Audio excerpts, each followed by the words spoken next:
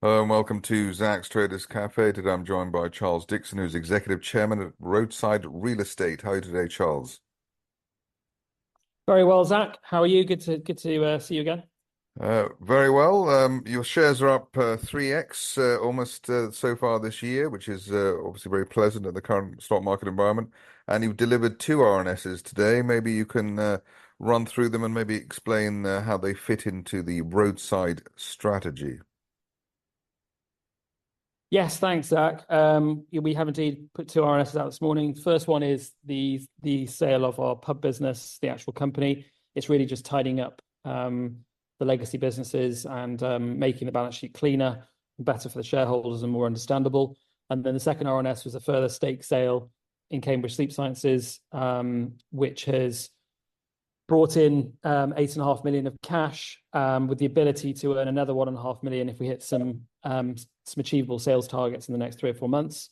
We're seeing significant value upside there, not just since we looked at a sale 6 months ago, but also looking at the next 12 months.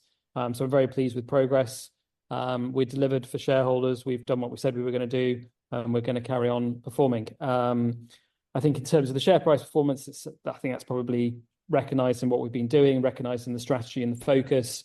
But also, we were very undervalued probably when I last spoke to you. We remain undervalued, but so there's plenty of upside still there. Well, obviously, most CEOs or most companies say they're undervalued and they remain undervalued or they become more undervalued. So it's always nice to see the opposite effect happening. In terms of the tweaking and rejigging, is that process over with, the selling of a pub here and a business there and a stake there?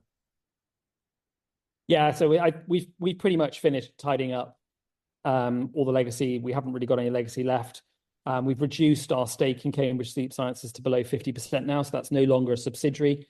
As of last night, it's now a investment, and that will be reflected in our balance sheet and our P&L for the year ended 30th of September 2024, which we've alluded to in the announcement this morning. So we look forward to updating the market in November with some very, very strong figures.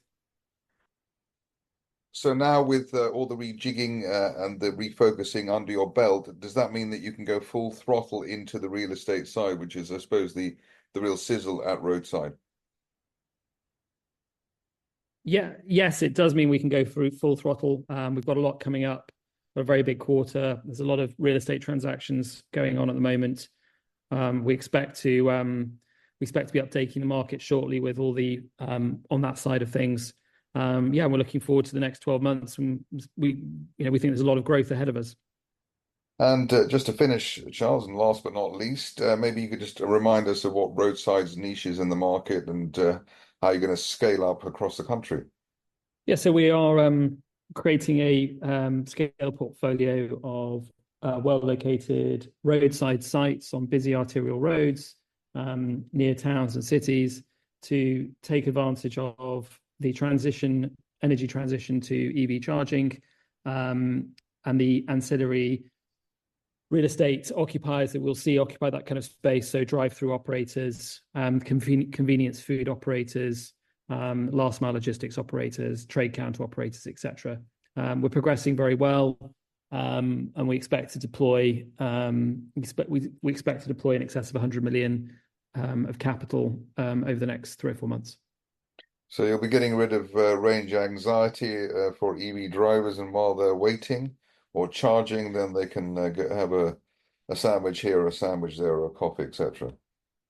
Yes, I think so. I mean, absolutely, we're going to be providing the amenities and experiences for EV drivers that they're probably lacking at the moment, and also providing much needed infrastructure. We're way behind targets on infrastructure rollout for EV charging, and that's been reflected in the sales of new EV cars, because people aren't going to adopt a new technology if they don't feel that it works as well as the incumbent technology. So we're very much going to be sort of focusing in on that. I think the transition is going to be a slow process. This idea that it can be done before 2030 is mad.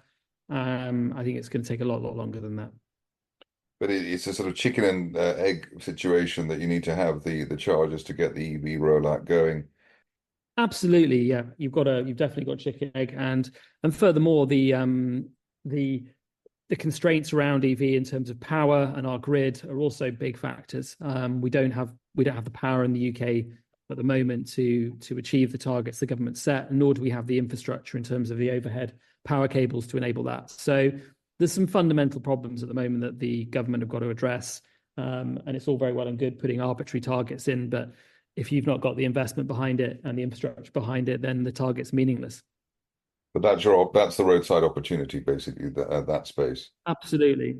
Absolutely opportunity. And it's not a near-term opportunity, it's a medium to long-term opportunity. And it's a bit like the tortoise and the hare. We're definitely the tortoise. We don't want to rush this, and we want to do it properly. Charles Dickson, Executive Chairman at Roadside Real Estate. Thank you very much indeed. Cheers. Thanks, Zach.